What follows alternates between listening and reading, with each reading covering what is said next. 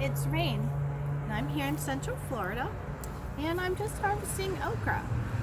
And I wanted to talk to you all today about okra and the health benefits and how easy it is and how wonderful it is that you're living here in Central Florida with the heat. The heat is awful. It's so hot. We have temperatures here in the mid to high 90s, and then you factor in that humidity, and it makes our heat index feel like it's in the hundreds. So it's really hard sometimes to find a crop that is heat tolerant and really hardy. So I want to talk to you a little bit about okra. Here's my okra. I just was cutting as you all came on. So okra is wonderful. Wonderful crop, very heat tolerant. We planted these, let's see, I'd say back in May, and it's already come up and we're harvesting them now, and it's only July. So we probably planted about the middle of May and we're harvesting now. So not a lot of time it takes for it to get up, and I'm 5'2", and you can see how tall it gets. It's a very tall plant when you get into harvesting. So one of the things to look for, if you're looking right here, they have beautiful flowers, and this one is closed. When you come out early in the morning, you'll see them open.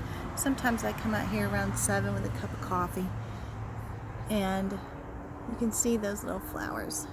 And they're opened up, and they're all pretty yellow, but then deep inside of here, there's dark purple, and it's just really pretty, and I love to see them because you know what that means? That means that we are getting lots of okra. And here's a little tiny one. Now that one is too little for me to cut. Again, being a woman, I measure with my hands, and my hands, guys, if you're watching a video and you're a gentleman, your hands are going to be a lot bigger than mine, of course, but I always measure my okra by my index finger.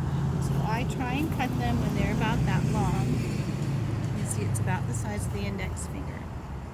When you cut them, a lot of people might think that bigger is better.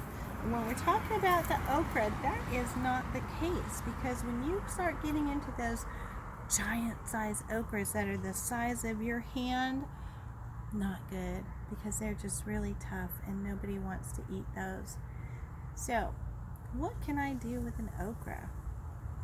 You can cook this a lot of different ways. Now tonight I have harvested several of these. Look at my little dish go. I've harvested several of these. Here it is.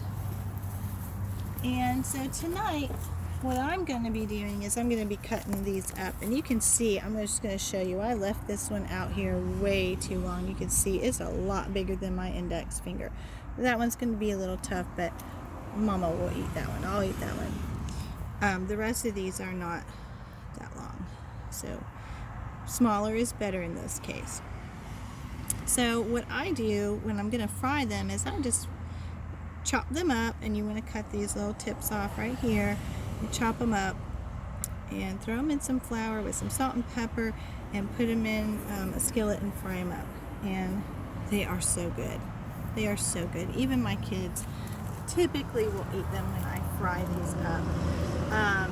So that's one way you can do it. Another way would be to take these with some pickle and spices and put them in a jar and pickle them.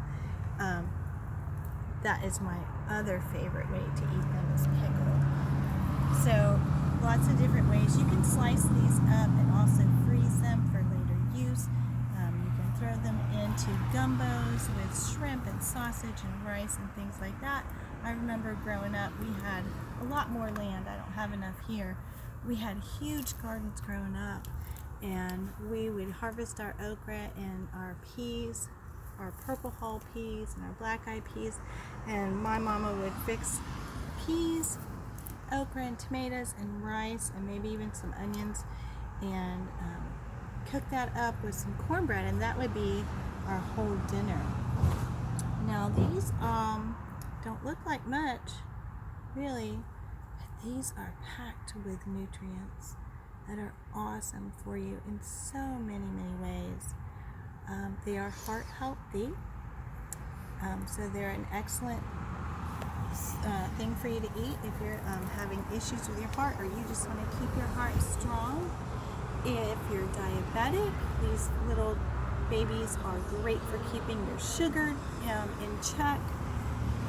If you're somebody that goes to the health store and you are buying marshmallow root and leaves for inflammatory type issues that you might be having, if you have lupus, or even if you have irritable bowel syndromes and you have things of that nature with your bowels going on, or stomach ulcers, these are wonderful for those types of ailments. So something to consider, they're chocked full of magnesium and vitamins A and K, so lots of good benefits. And ladies, if you want something to combat wrinkles, eating okra is wonderful for that.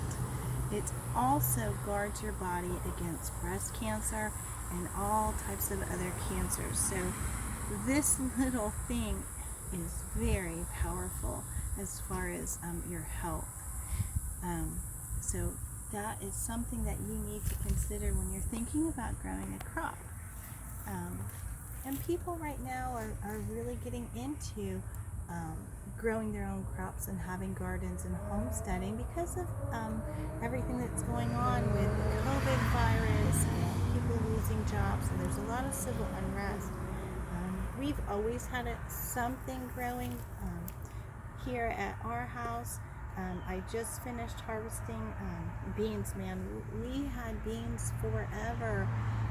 We planted them back in March, and we have harvested green beans and sweet peas all through the summer, and we've just they came to the end. They were just done. They couldn't produce anymore. They had given us all they had, so we're getting that small garden up there ready to put something different in, and I haven't made up my mind, but when I do, that'll be another episode, and I'll make sure to get you guys in on that episode as well. So just make sure that, when you're working in your garden, again, think about if you're very sensitive to the different types of plants, especially the leaves that have little hairs on them. And these leaves have hair on both sides. I don't know if the camera can get those little hairs, but on both sides there's little fine hairs. And so as I'm working through here, and I don't like to wear sleeves because it's hot.